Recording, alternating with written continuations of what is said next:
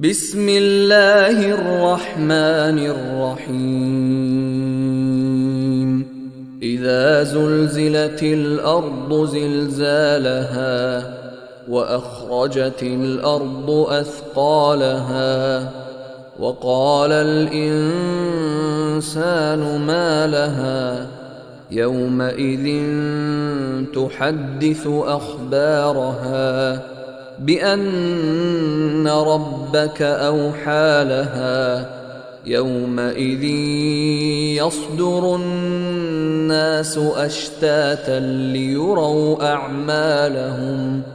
فمن يعمل مثقال ذرة خيرا يره ومن يعمل مثقال ذرة شرا